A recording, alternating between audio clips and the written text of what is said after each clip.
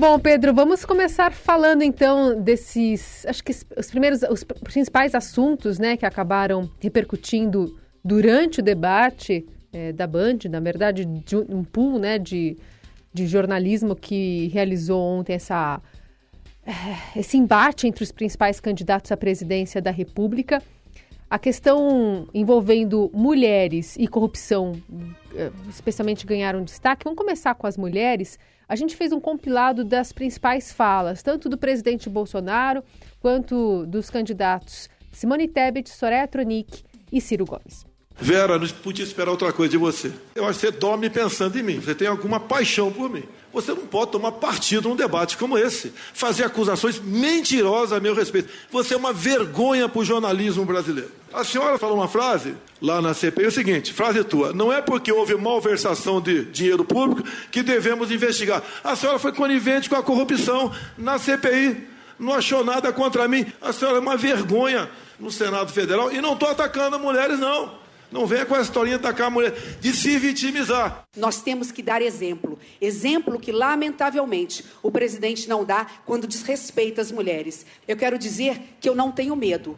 Eu quero dizer que fake news e robôs do seu governo não me amedrontam. Eu fiz aquele posicionamento que foi cortado, editado para virar fake news, porque eu estava justificando uma decisão do seu presidente do Congresso Nacional, Rodrigo Pacheco. Então eu quero dizer para o presidente da República, nem é para o candidato, que fabrica fake news e que fala em verdades: eu não tenho medo de você e nem dos seus ministros. Recebi violência política na CPI. Fui chamada descontrolada. Um outro de dedo me ameaçando porque queria me impedir de falar e de participar da CPI da vida. Eu sou muito tranquila, vim na paz, bandeira branca. Só que, quando eu vejo o que aconteceu agora com a Vera, eu realmente fico extremamente chateada.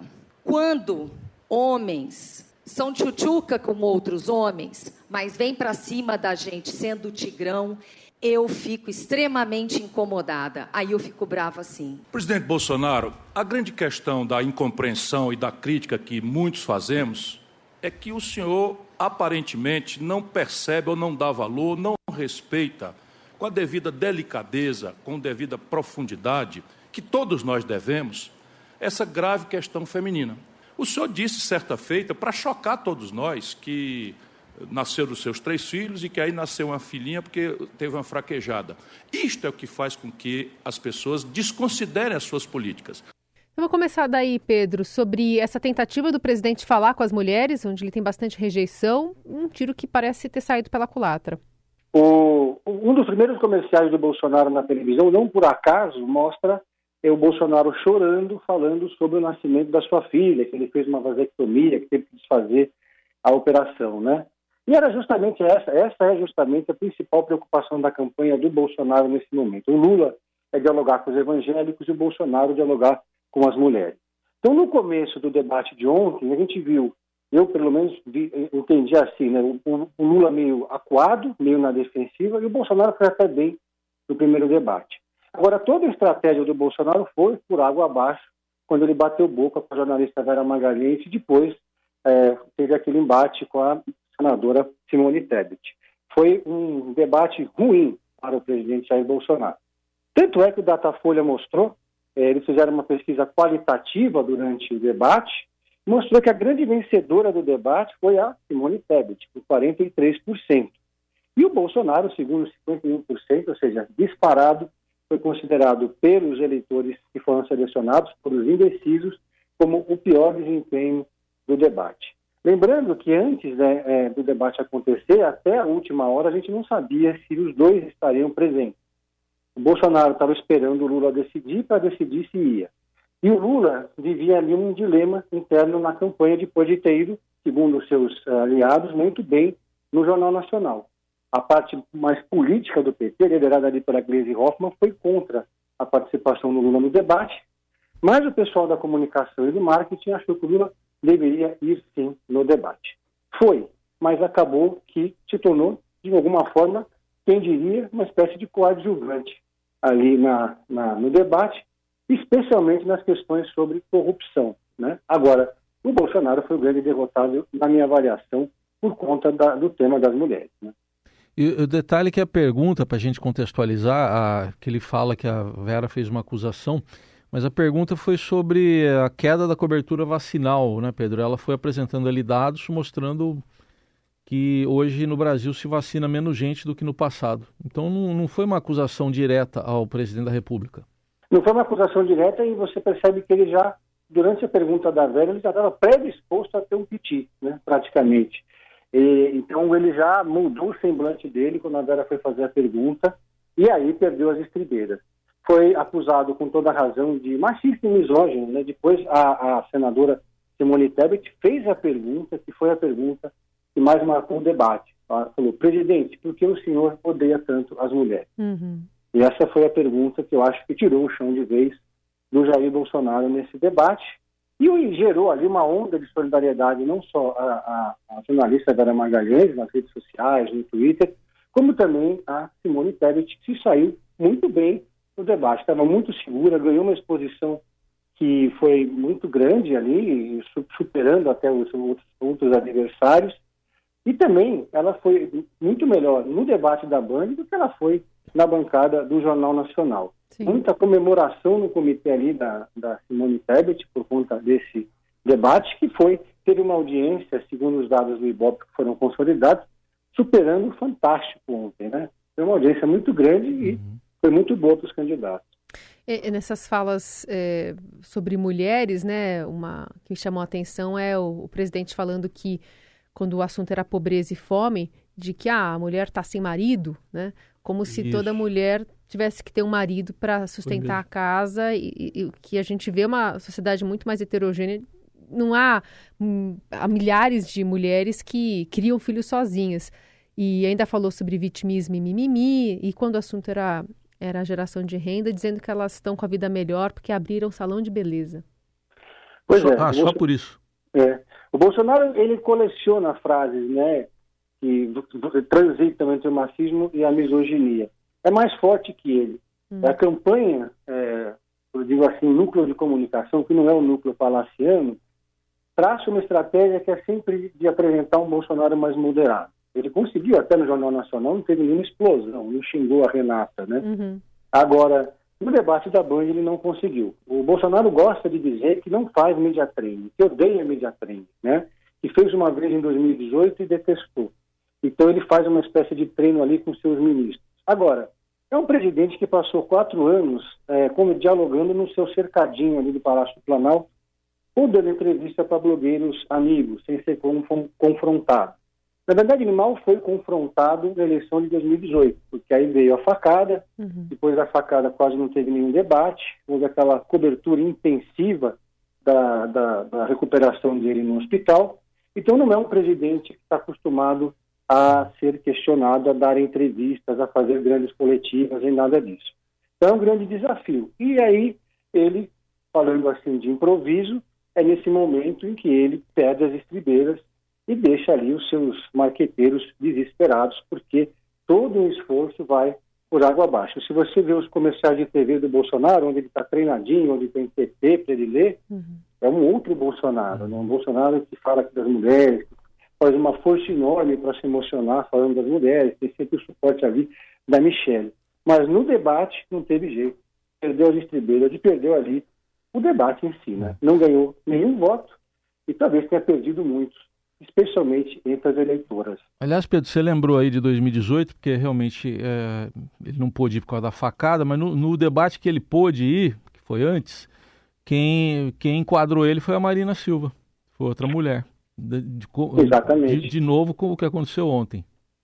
Exatamente, e vocês podem reparar que o Bolsonaro fica especialmente irritado quando ele é confrontado por uma mulher. A irritação dele é muito maior do que quando ele é confrontado com um homem. Parece que ele não aceita ser questionado por uma mulher. É como se isso fosse um assinte para ele, né? O que mostra que esse racismo que ele transmite na fala dele é uma coisa estrutural, está muito enraizada nele, é muito difícil.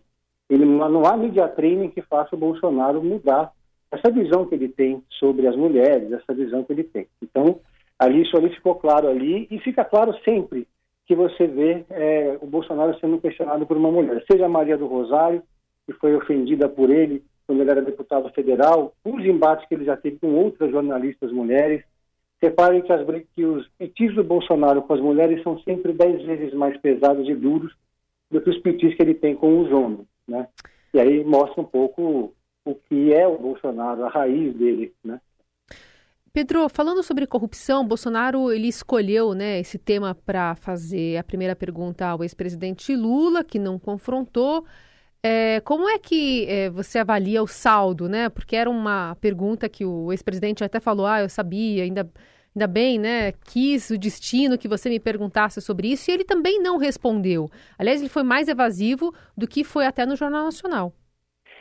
Ele foi mais evasivo. No Jornal Nacional, eu acho que o Lula se saiu bem quando perguntado sobre isso, porque fez uma espécie de autocrítica. No Jornal Nacional, o Lula também se descolou da Dilma, dizendo que cada um é cada um. No debate da Band, não. Ele fez lá um grande elogio à Dilma.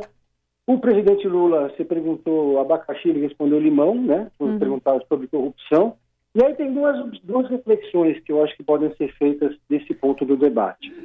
Primeiro, o Lula, além de não responder de forma incontestável sobre a corrupção, ele só olhou para o retrovisor. Aliás, foi um debate Sim. em que o Lula olhou muito para trás, né?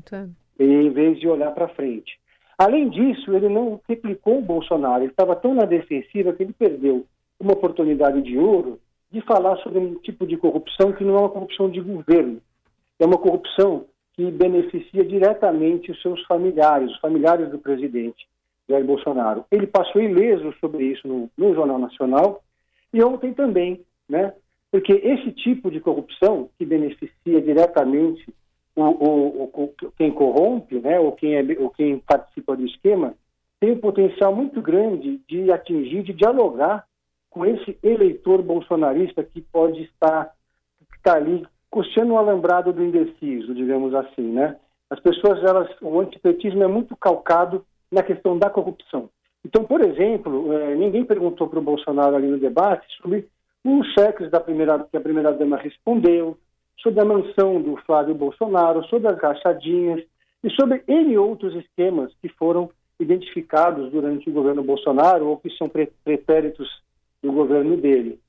Ficou-se muito centrado na questão do orçamento secreto, que é um esquema que pega muito mal para o eleitor, mas não é um esquema que beneficia diretamente o bolso de alguém. E é delegado a Arthur Lira, por exemplo, né? Exatamente. Aí é delegado a Arthur Lira, põe na conta da governabilidade, tem sempre uma resposta para justificar a questão do orçamento secreto, a questão do centrão.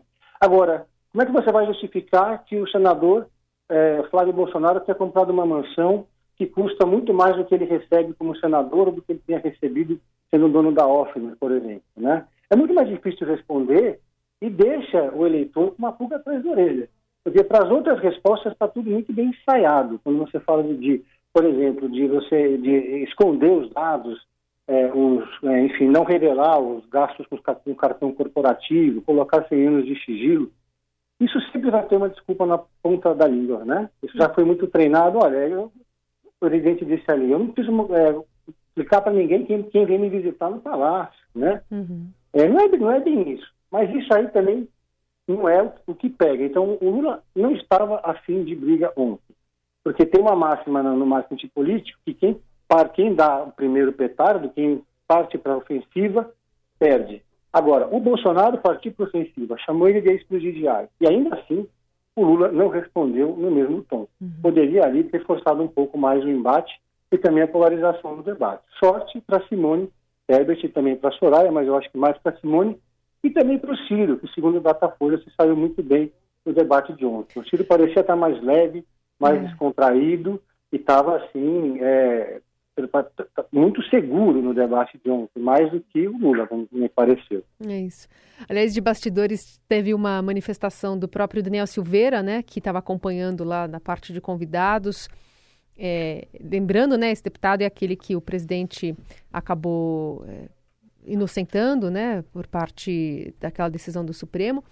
E aí, toda vez que se falava ex-presidiário, ele batia palma na parte de convidados. E ele é um ex-presidiário, né? Exatamente. Ele também é um ex-presidiário. Exatamente. E por falar em Daniel Silveira, teve um debate diferente, foi muito difícil realizar esse debate, uma negociação muito intensa. e no final das contas, a pedido das campanhas, não teve plateia pela primeira vez um debate da Band, só com 4 assessores de cada lado. O pessoal ficou todo ali no lounge, e o lounge foi, assim, muito tenso, né? Todo mundo ali, os adversários se cruzando, e teve esse bate-boca que quase terminou nas vias de fato entre o André Janones e o Salles, ex-ministro, né? Os dois ali protagonizaram uma cena que para ambos foi bom, porque repercutiu muito nas redes sociais. Já está super, né? Super alto aqui, todos os vídeos cortados, já editados, invadindo as redes sociais. A quinta série adorou, a turma da quinta série gostou. Cada um edita do seu jeito e aí vai dividindo, fatiando como num rodízio nas redes sociais. Exato. O André Janones é candidato a deputado em Minas e o Salles é candidato a deputado aqui. Então foi um ganha-ganha, né? Eu não sei se eles combinaram ou não, mas foi uma atração à parte, essa arena que os dois montaram ali nos bastidores do debate da Band. Pedro Venceslau, na análise política, bom, para a gente fechar, Pedro, um balanço aí dessa primeira semana de campanha eleitoral, o que você diz? Bom, essa primeira semana de campanha eleitoral expôs ali qual vai ser a estratégia até o final, pelo menos, do primeiro turno. O Bolsonaro precisa dialogar com as mulheres e precisa falar de economia, porque os seus adversários estão usando e abusando da economia e da fome. Então, os comerciais de 30 segundos do Bolsonaro, quase todos falam sempre, claro, de Deus, mas também de Auxílio Brasil.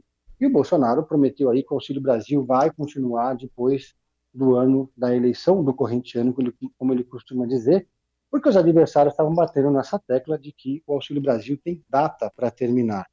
O primeiro comercial mesmo do Bolsonaro, como eu já tinha mencionado antes, claro, fala da facada, vitimiza o presidente, essa é uma estratégia que ele usa desde 2018, e também faz ali uma espécie de tentativa de recuperar um pouco uma das frases mais infelizes que o Bolsonaro já falou em relação às mulheres, sobre a filha que ele teve depois de dar uma fraquejada. Então ele colocou lá um vídeo no qual ele coloca a filha dele na televisão, chora ao falar sobre o nascimento dela, para tentar reverter um pouco essa frase infeliz.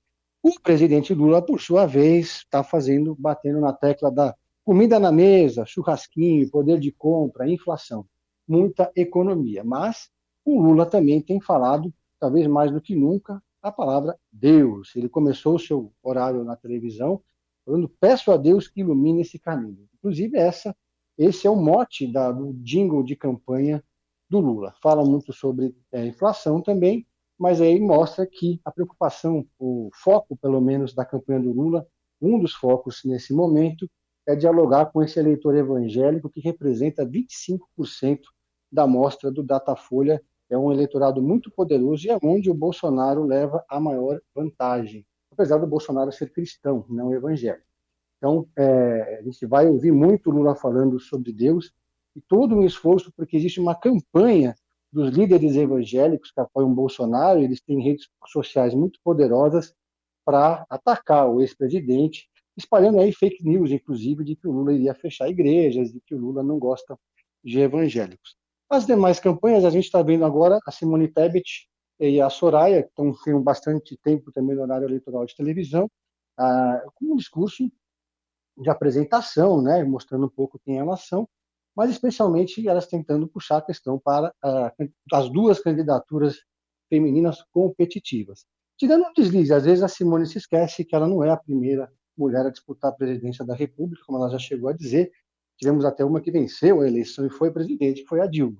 Então não é tão inédito assim, né? Agora, o que é inédito é o fato da Simone ter uma candidata a vice que é tetraplégica. Então aí sim temos um fato inédito que deve ser mais explorado ao longo da campanha na televisão e no rádio nas próximas semanas. Muito bem, Pedro Venceslau abrindo a semana com essa análise aqui para a gente entender também os próximos passos, né? O que acontece aí nessa preparação das campanhas. Pedro, que volta a conversar a qualquer momento aqui ao longo da semana no Jornal Dourado também. Pedro, obrigada, viu? Obrigado, um abraço a todos.